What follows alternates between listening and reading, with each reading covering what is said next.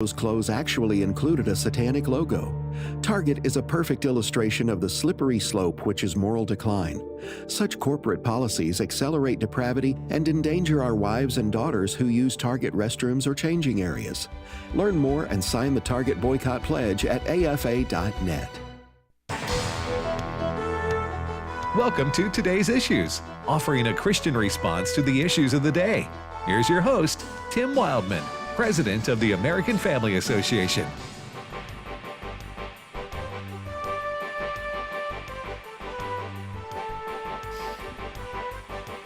Hey, good morning, everybody, and welcome to Today's Issues on the American Family Radio Network.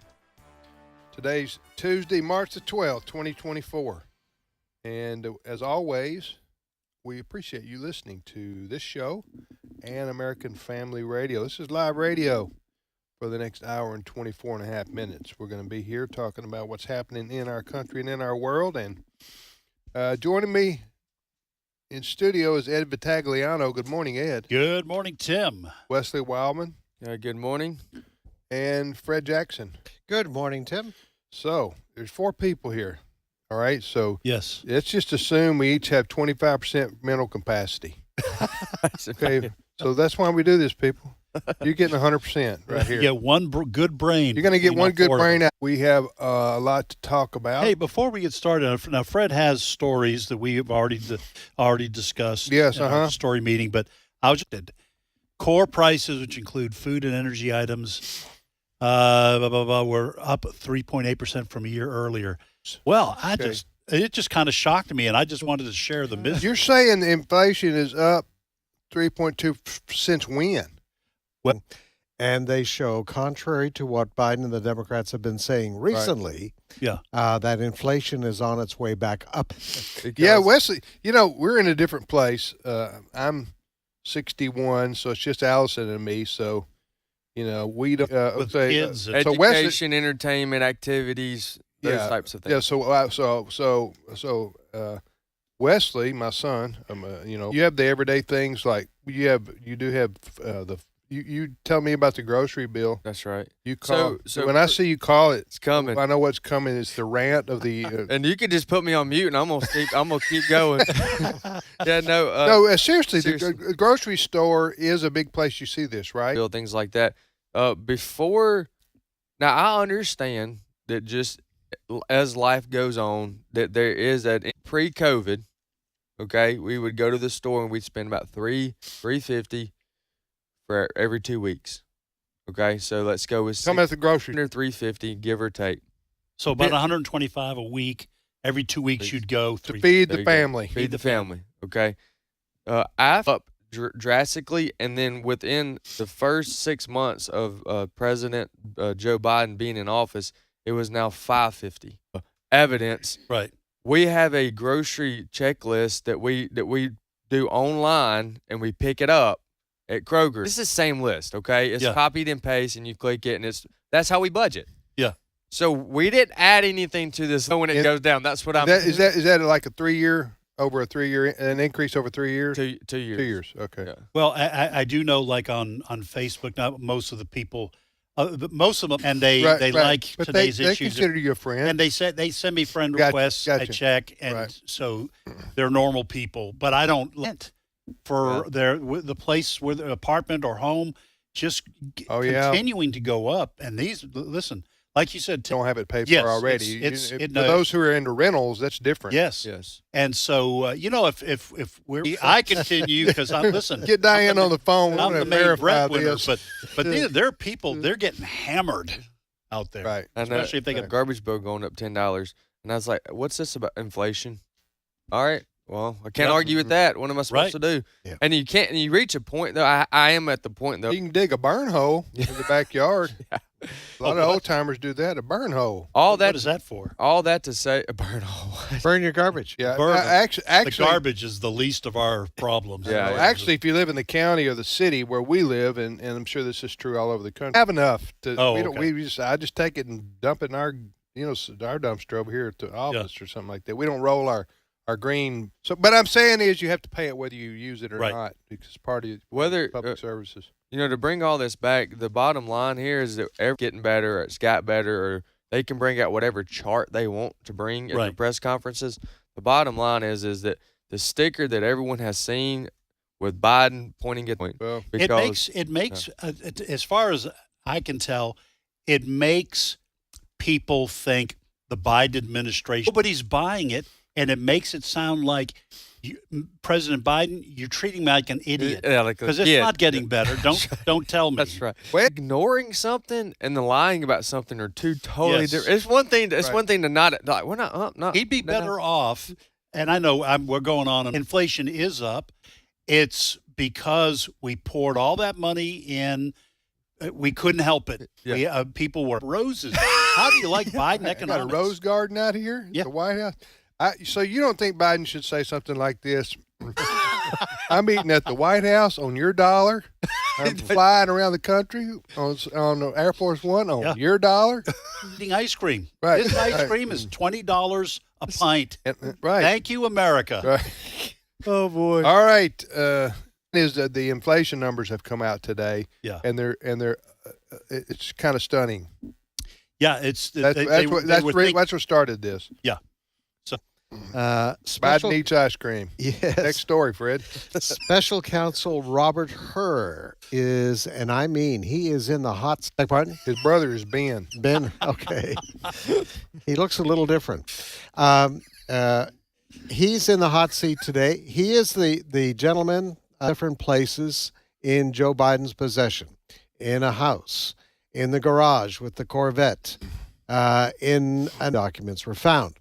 So Robert Hur is the man who goes out, he writes the report, and as we have discussed in that report, he didn't feel that a jury would convict him of those charges. One of the main reasons being, according to Mr. Hur, is that he's an older gentleman. Basically, Hur thought I think he called him elderly. Elderly, yes. Yeah. Hur thought that a jury would feel so. And I can tell you that neither the Democrats or the Republicans on that committee like Mr. Hur. The Democrats don't like him because of his assessment of Joe Biden's mental acuity. Hearing this morning, here's that first cut. We identified evidence that the president willfully retained classified material, during which Mr. Biden told his ghostwriter that he had, quote, just found all the classified stuff downstairs, end quote. We did not, however, identify evidence that rose to the level of proof beyond a reasonable doubt. Because the evidence, he told his ghostwriter, Biden did, I just discovered some classified documents down in my garage. This is years ago. Yeah. Classified documents were there. I just didn't remember that. So that has what has really irked the Republicans this morning. You're setting a very dangerous precedent. One Republican said, "Are you telling me, Mr. Hur, that if I did this recently during Valentine's Day, I forgot to get my wife something, I said the same thing. You can't blame me, and I don't think it rises to the standard of prosecution." Right. You know what? I haven't heard that I'm ignorant. You know what I'm saying? Has it ever stopped anybody? No. I don't think a human being alive. Here's what you say, Dad. Yeah. With the information that we have. This is the second time that a Democrat president or someone running for president, like Hillary Clinton, Comey, he's not going to do he's not going to do anything about Hillary Clinton having her own server in her bathroom at her house. Mm-hmm. And then he says, you know what, we looked at this, and then he laid out the whole case for prosecuting her. Remember that? Yeah. But I think James Comey just flat didn't want to get involved in offering a prosecution. All right. Now. Because he said she didn't intend to break the law. So to Fred's point about in Hillary Clinton, Comey says, the FBI director at the time, she didn't intend to do anything. Okay, Steve. Or she wouldn't have set up the server in her home to begin with. Right. So that she wouldn't have congressional oversight to try to get away from any kind of accountability. Because on government property. So I'm just saying that now Mr. Hur, who I don't even know him, but he's a Trump appointee, I think, during the had over. By the way, taking classified documents while he was VP. Mm-hmm. Okay, now you agree with it, all right? With Mr. Trump, former President Trump, he also evidently, that's the accusation, at least by the FBI, and I think Trump just says they're mine. Right. He just says he hadn't had time to go through them all. He got the golf shirts in there, and okay, I mean, it's kind of bizarre, his answer. But that's really not. He's 78. He can't remember everything. He's got tea times, and he's got travel. He's got to go speak everywhere. So we'll say this about former President Trump's situation that is different. He was under subpoena by a federal judge, a Trump-appointed classified. That's what this case is going to be about when we get to it in Florida, if that ever happens. Because documents around, moving them potentially to his New Jersey office. Was from the subpoena. From the subpoena. Okay, I don't think Biden ever had a subpoena. Okay, and Biden willfully turned the documents back. They're mine. I was president. I can declassify. I can declassify things by just thinking about it. I just wonder if why didn't Jack Smith say, you know what, he's an old man, and he didn't deserve this. To take classified documents. Anybody else that did what Biden did or President Trump did, even though he claims immunity, inside a submarine and then distributed them, he got nailed. Yes. Right. So unless you're powerful and influential, you're going to get nailed on this kind of thing. To me, whether President Trump or the former vice president, that's a separate issue to me. Having the documents is supposedly illegal. It doesn't matter what they intended or what they... Right. Yeah, there's another aspect to this, and her noted this, is that Biden read he's getting away with that also. But there's one other thing that came out this morning. The Justice Department just this morning released the whole transcript of the interviews. He asked me about my son's death. Right. Remember Joe Biden said that just a few weeks back? Well, you read the transcript, and guess what? That he had been violated by somebody asking about his son's death. Yes. And he never asked. Okay, Peter Ducey's got a ball on the tee now, Wesley. Yeah. Because he's going to ask Karine Jean-Pierre about this today, I'm sure. Yes, are in the minds of the American people as we move forward toward the election here in November. And, think about the way that they rated. Like I did. Sure. But you know what? In the minds of a lot of Americans, they're going, there's a two-tiered system of justice here. Yes. She didn't intend to do anything. Bless her heart. Even in both cases, there's some things that went wrong, but the way that they're selectively... Hope that Trump did knowingly keep things that were requested back of him. That's right. By a federal judge and try to deceive people. I hope that didn't. It's my turn. Here is your host for My Turn, Don Wildman. We know it's been asked a lot of times, and there have been undoubtedly many answers to the question, what difference does the Galilean make in a life? Some years ago, I ran across a story that took place in a town in the Middle West. A church needed a janitor. The minister called his board together. He suggested that they employ a town loafer by the name of Anderson. There was silence for a short period of time, and then someone spoke. Is that the best we can do? He's been a bum for years. No one in the city has any respect for him. So they decided to wait another week and try to find someone else.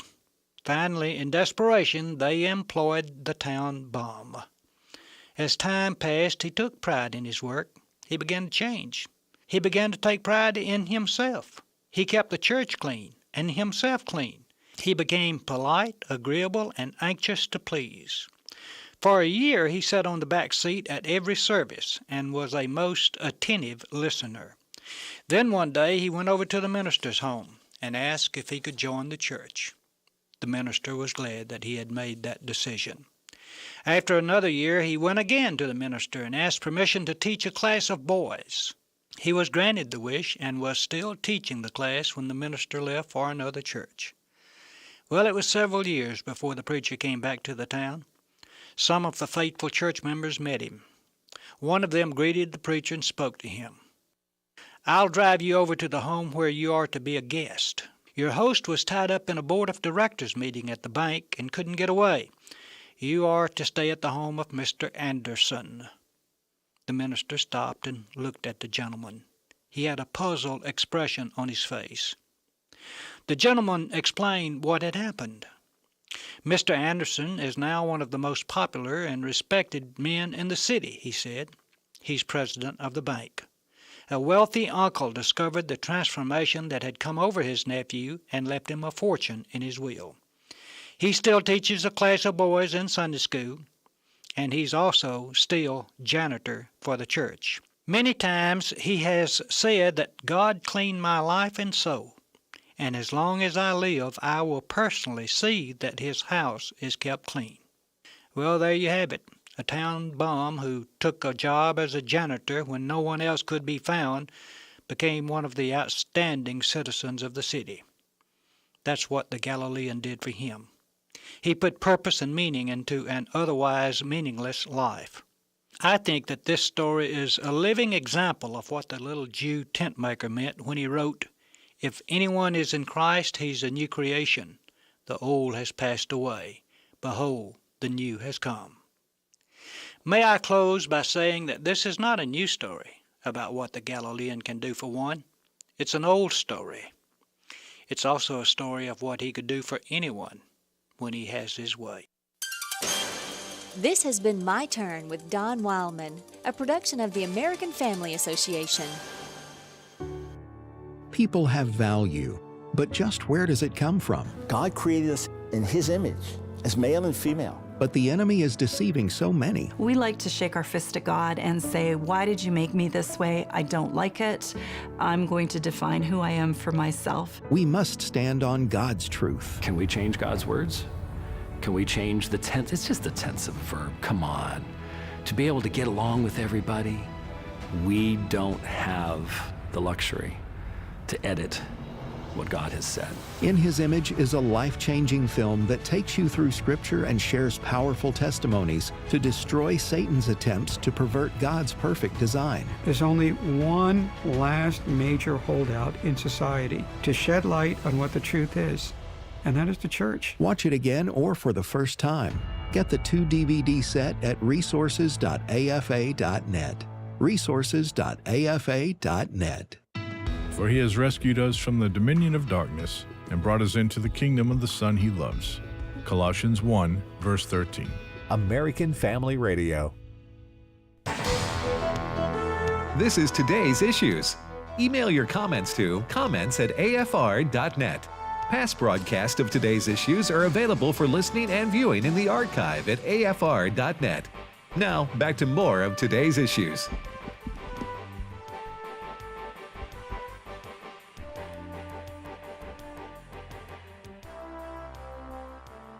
Hey, welcome back, everybody, to today's issues on the American Family Radio Network. Thanks for listening to AFR and this program. If you want to send us an email, I'm going to give you the address, but it needs to be a K-Love email, which means positive and encouraging.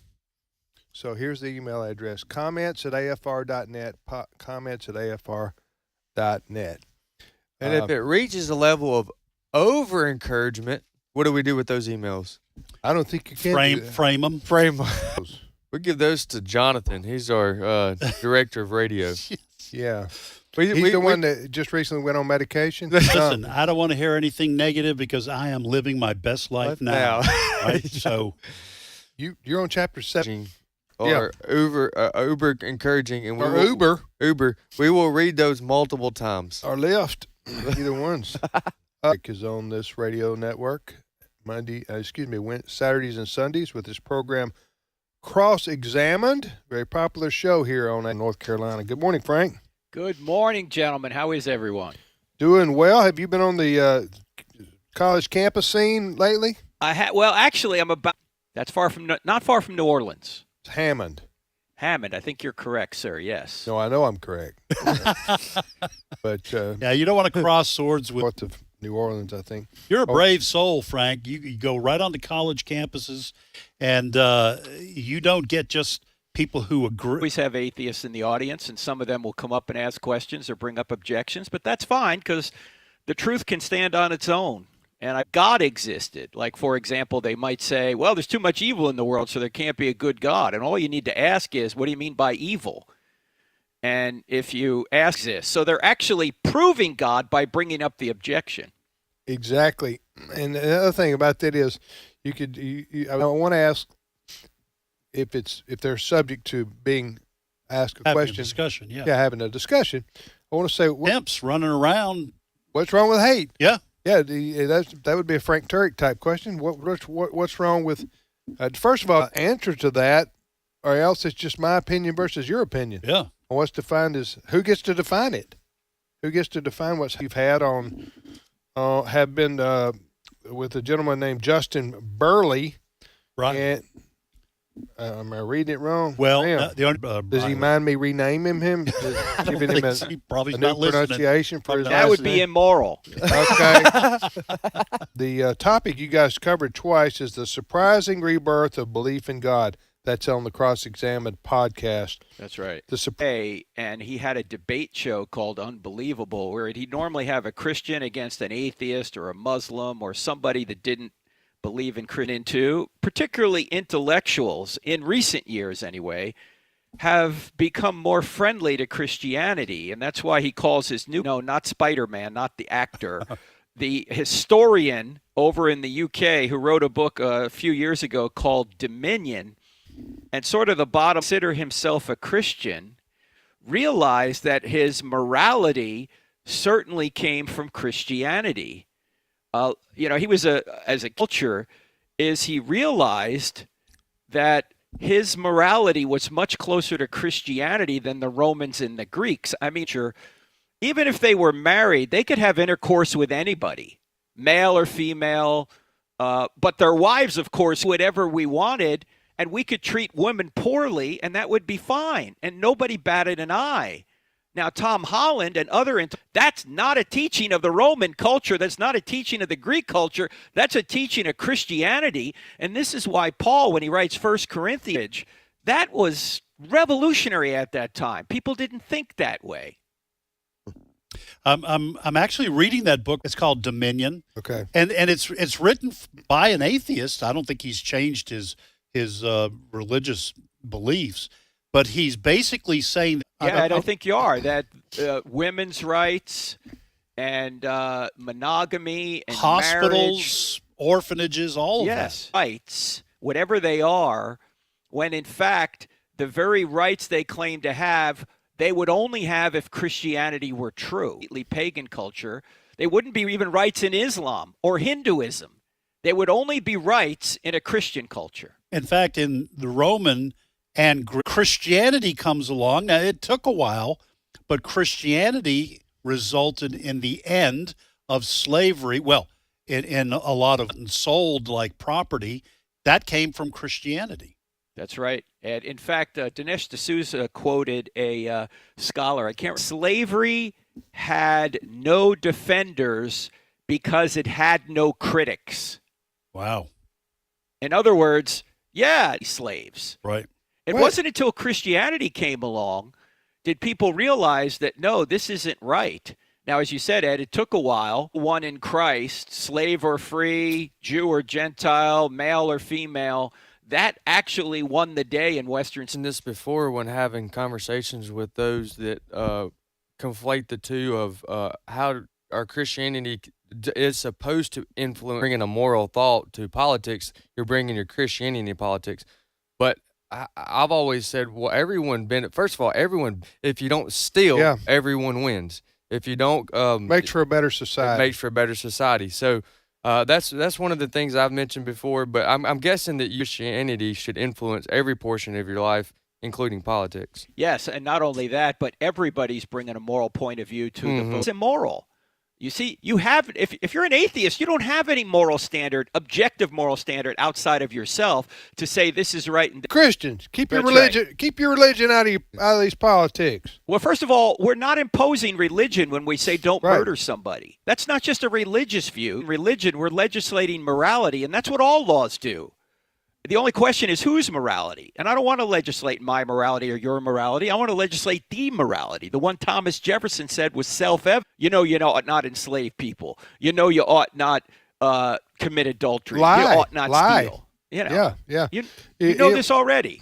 We're talking to Dr. Frank Turek, Turek, 9 a.m. Central Time, and Sunday at 4 p.m. Central Time, right here on this radio station, American Family Radio.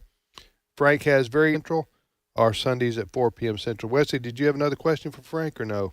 I just wanted to conclude my thoughts. Christians will disrupt the 2024 election, and y'all, both the two of y'all, did an absolute wonderful job. It's a lengthy interview. We're going to put it up on our Facebook page, and we're going to link it in our show notes for the podcast because that particular topic could not have been handled any better. Caster, or more accurately, a YouTuber by the name of Ruslan, originally from Azerbaijan, came here when he was a kid. He's now about 40 years old. YouTube channel has this about, 2-hour interview that he and I had when I was out in San Diego where he lives. And he's quite influential. He's got about 500,000 YouTube. I don't have enough faith to be an atheist podcast, which is also called Cross-Examine, either one, right here on the American Family Radio Network. All right. Day before, I'll be at Journey Fellowship Church in Slidell. But the Southeastern Louisiana University event at 6 p.m. Examine.org, and we take questions from anybody. So we have a lot of listeners in Slidell and Baton Rouge. And Good. So are you flying in and out of New? Yeah. He's Frank's just so good.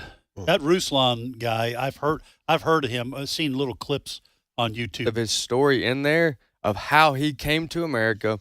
Was just basic. I'm summarizing it here, but was like whatever. And then as he began to study the Bible, and as he began to follow or just be objective and connections, and then he, as you can see, he'll explain how he went from progressive Christianity in quotes right to more, and then he became moderate, and he sat there looking back at his history and the country that he came from, and so it's a pretty cool story, and you can see with the way to a conservative Christianity through influential people like Frank Turek, which Frank ended up being on his program, and he ended up being on Frank's program, though.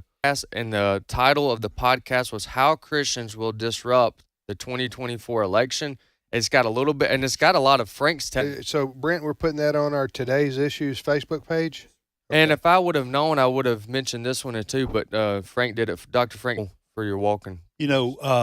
Podcasts are increasingly I'm not going to say the primary way, but one of the most the generations, millennials and Gen Z, and because I thought, well, they don't have it. That I said that and believe that in ignorance, because my son was the one who actually told me. He said, "Listen, people my age will listen." Portion of that is true. There are things, and I'm like, I'm 2 minutes in, like, no, I don't got time for that, and you cut it off with it. But if there's a lane of interest, yeah.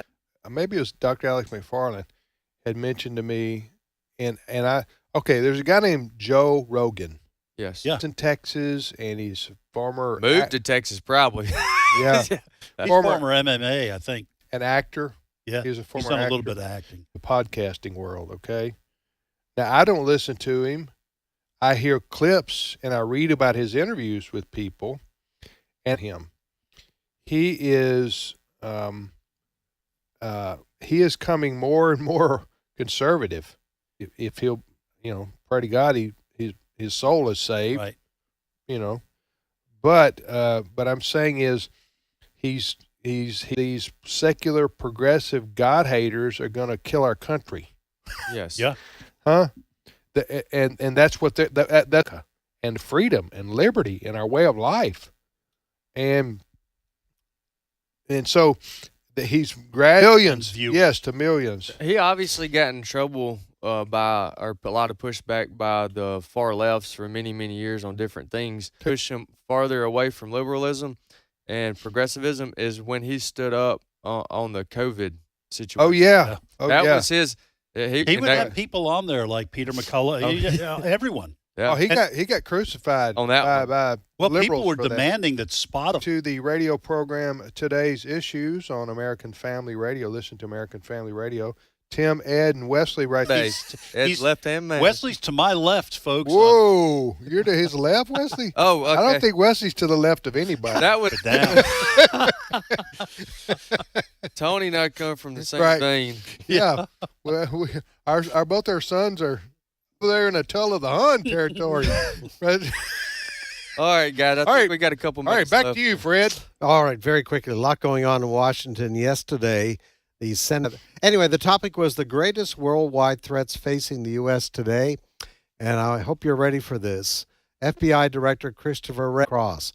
I want you to have listened to a little exchange between Texas Republican Senator John Cornyn and Christopher Wray. I worry that among the people that are coming across the border that are evading law enforcement, that there are some. This is just a fantastic theory. It's no basis in reality. FBI Director Christopher Wray has expressed that point of view.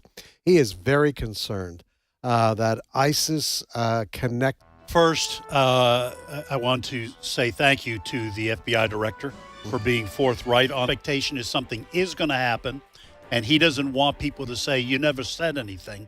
And third, I would say this really worked of that 10% who want to do us harm. Yeah. Even Chinese nationals. That's ISIS and Al-Qaeda types. Street gang violence is going to get worse, I'm afraid. We'll be back momentarily. The views and opinions expressed in this broadcast may not necessarily reflect those of the American Family Association or American Family Radio. Faith, family, freedom.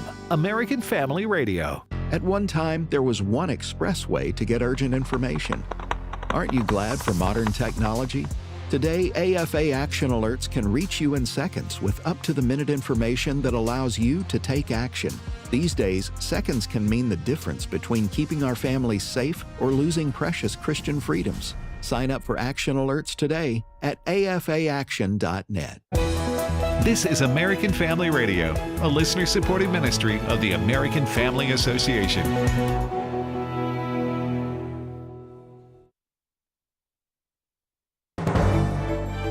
American Family News, I'm Rusty Pugh.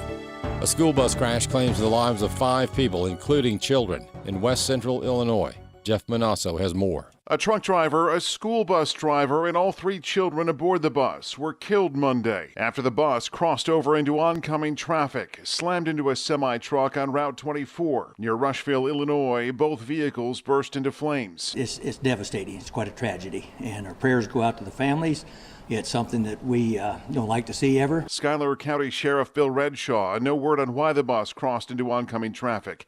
Illinois State Police have taken over the investigation along with the National Transportation Safety Board in response to the deadly crash. Schuyler Industry Schools have canceled classes through tomorrow with counselors and support staff available for students and teachers. Jeff Manasso, Fox News. Former Special Counsel Robert Hur is on Capitol Hill today to testify on his report about President Biden's retention of classified documents at his home and former workplace. Hur's report says while there was evidence of classified material found in the president's possession, it wasn't enough evidence to charge him with a crime. House Oversight Committee Chairman James Comer called out the Biden administration in his opening remarks, saying they did not want Hur's report to be released. The White House has refused to be transparent with the American people about the president's mishandling of classified documents. And worse, they have appeared to have lied about the timeline, about who handled the documents, and even about the contents of President Biden's interview with Special Counsel Hur. House Judiciary Committee Chair Jim Jordan reacted to Hur's report in his opening remarks. Mr. Hur produced a 345-page report, but in the end, it boils down to a few key facts. Joe Biden kept classified information. Joe Biden failed to properly secure classified information. And Joe Biden shared classified information with people he wasn't supposed to. A New York City nurse says she was attacked while treating a patient in January. Alexis McAdams has more from New York City. That nurse tells me she was left with a black eye after this absolutely vicious attack inside of that hospital in the Bronx. This was not the suspect's first attack he was arrested for, but he's on the run and there's now a warrant out for his arrest. And Chelsea Morris says this all happened in January while she was working in the ER here at Jacobi Medical Center in the Bronx. She tells me she was punched in the face by Edward Johnson while she was just trying to help him.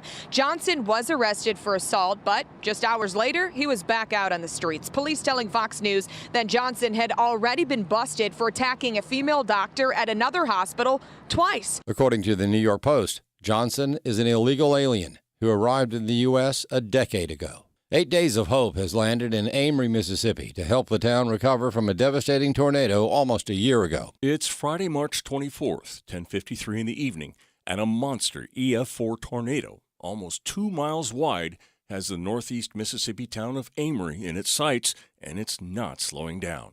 WTVA meteorologist Matt Laubon has been through this before, and he knows there's nothing he can do. North side of Amory, this is coming in. Oh, man.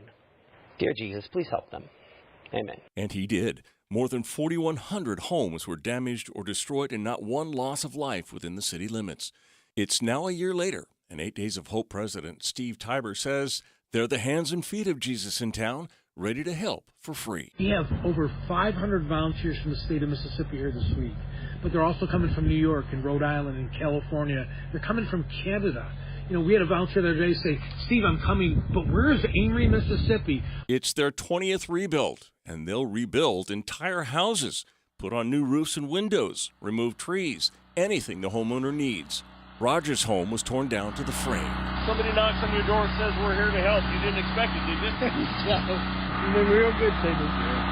David Corson came from North Carolina to lead a team. What are you guys doing to this house? We're going to put a new roof on it. We'll put sheetrock up, give it new appliances. Hopefully we'll make it all the way to being able to paint it.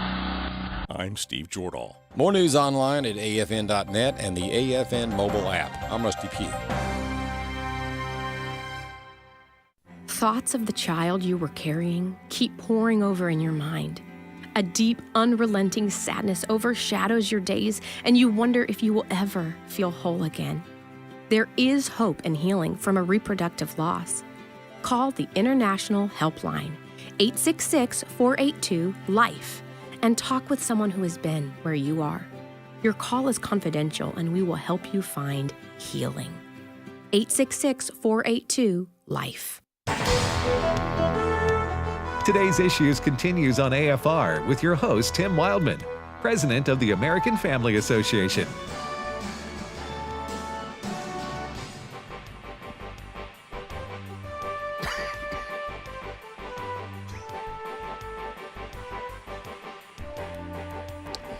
And we're back. It is Today's Issues. It is March 12th. Folks, you still have time to get your Christmas shopping done for 2024. It'll be here just around the corner. Before you do that, I would say take your Christmas decoration down. Yes, that's right. There you go. I got a friend that I was talking to over the weekend. We were talking on the phone, and he said, "What are you doing?" I said, "Well, we're just knocking out a little bit of yard work. Yeah. Sunday afternoon, beautiful day." Yeah. I said, and then I asked him. I said, "What are you doing?" He said, "Oh, well, I'm getting down the Christmas lights." I said, "What, are you joking?" He was like, "No." I said, "I thought I was late. I did it at the end of January," and he did it at the end of. We're now second weekend of March, and he was doing it. And then I went further. I said, "Did you try convincing your wife to let you keep them up?" And he said, "No, it was the other way around. She said leave them."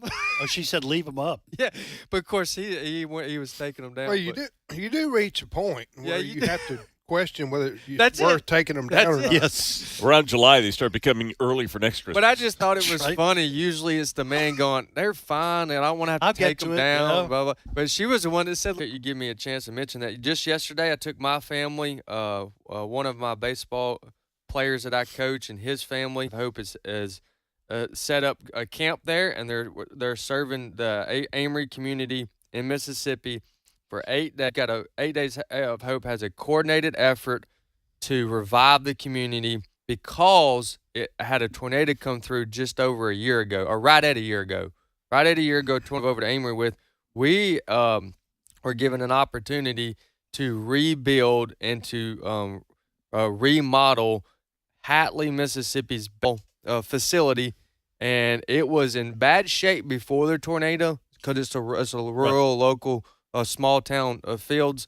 But it is doing great work through the hands and feet of 8 Days of Hope, their coordination and their efforts, along with the people that. Thank you for those that are listening that take the time to volunteer. And while there are many things going wrong in the world, and especially in America, I looked around yesterday for Christians. Everyone there 100% volunteered. No one's getting paid. The attitudes and efforts, they weren't there just because they had to. Joked about in the first segment, it was over encouragement. It was almost like, wait a minute, we're encouraging, but we need to get some work done too.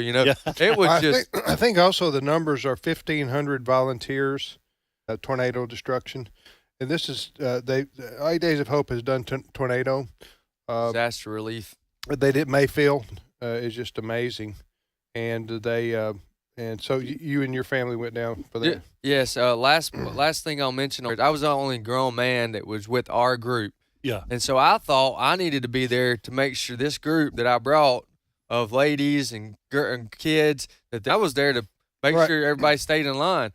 Well, I was the last one. I was at the end of the line. And before I grabbed my paintbrush, I need to get a bottle of water. So go get on the roof for Hatley's baseball field for their concession stand. And so we joked about that all yesterday afternoon, but that was fun. I enjoyed it. A pastor's appreciation dinner at the end of the month, and you can find all the details out about that at our AFA. Continue to build relationships with our listeners and our local pastors, and so we offer that. All the details are coming, so please sign your pastor up at afa.net/events. It's March 26th, 6:30 p.m. It's a free dinner.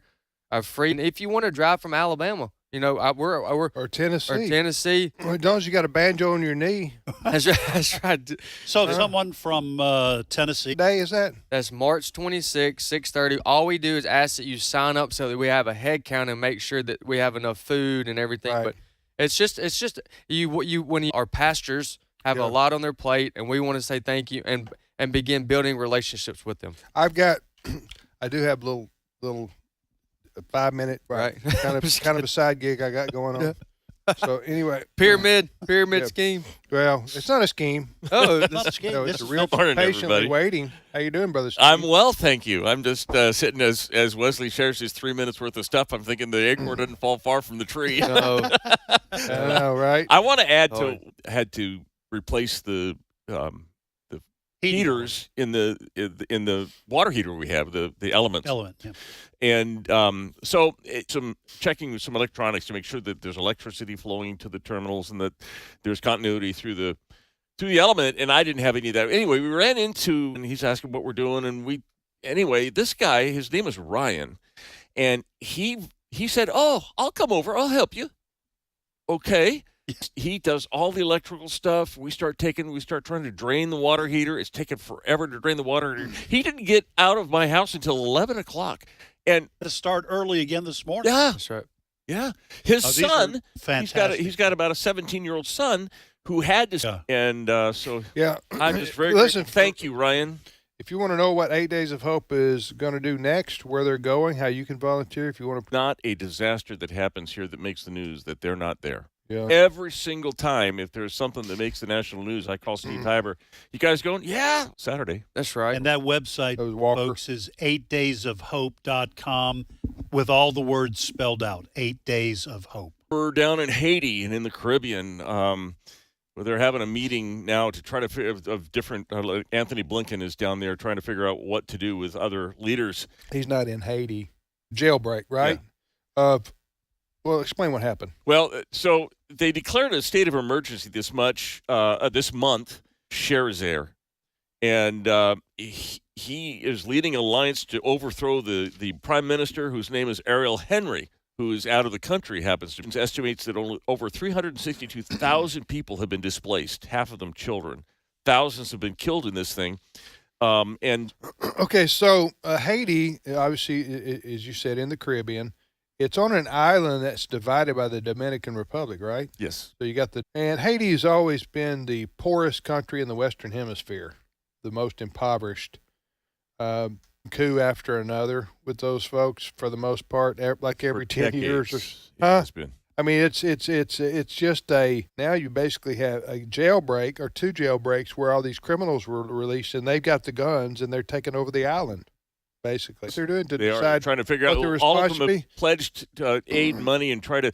There's a lot of concern on our part. They will be rigorously vetted and turned back if they dare to cross. Yeah. I didn't mean to sound. I was asking a rhetorical question. I didn't mean to sound. I'm sure the U.S. will do whatever we can, but you can't take over the island with U.S. military and restore order. Right. I don't think anybody's in favor of that. Floats or however they get here, and be welcomed in by Biden and company, and that'll be more problems for our law enforcement here in the U.S. to talk about this. But there is a growing concern about these Venezuelan gangs. Oh, yep. Huh?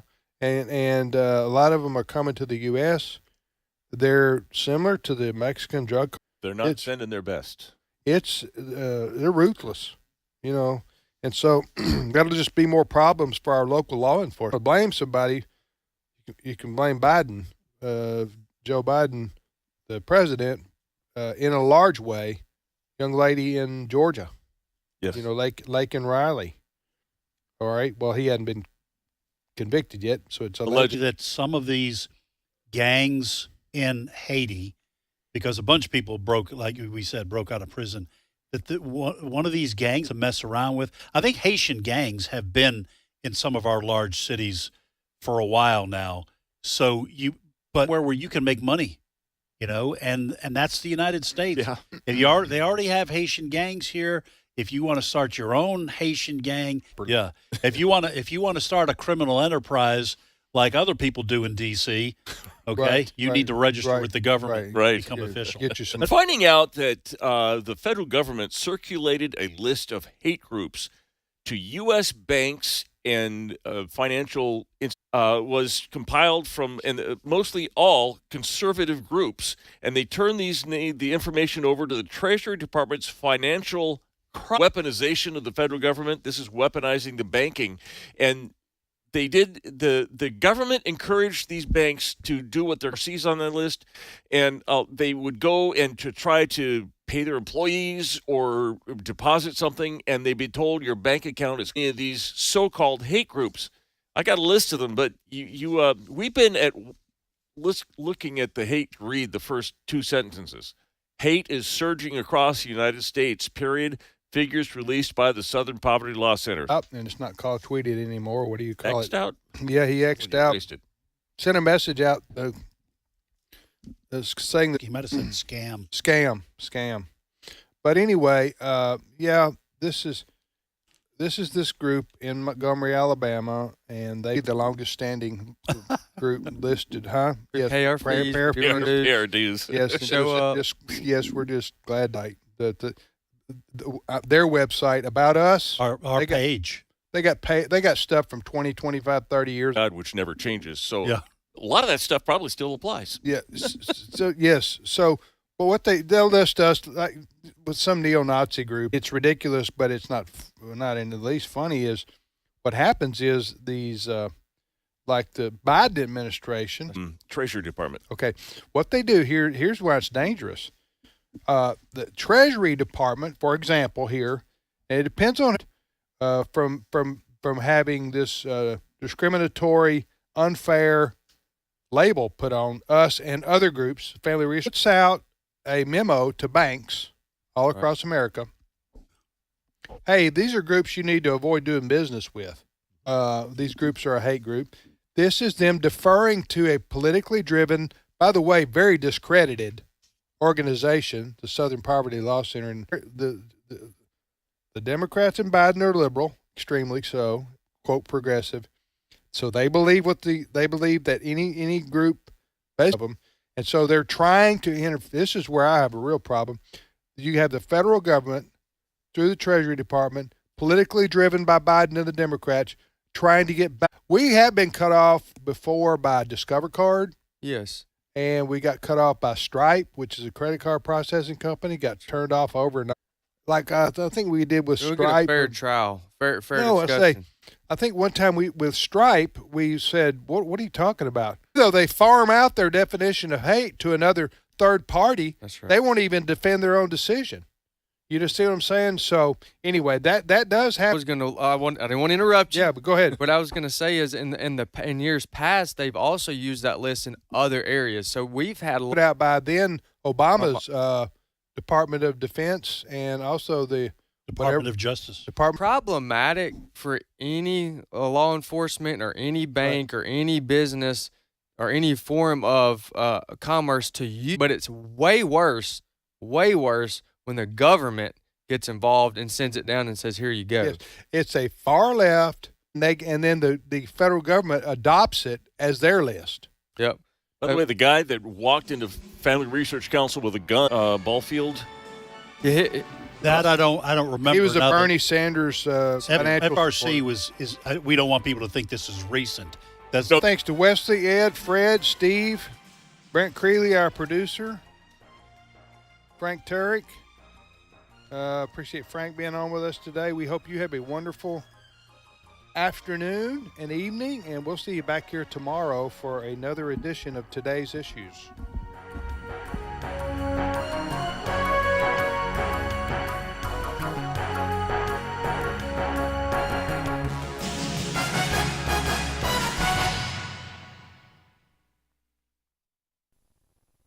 Spiritual Heritage Tours with AFA President Tim Wildman include a tour of Washington.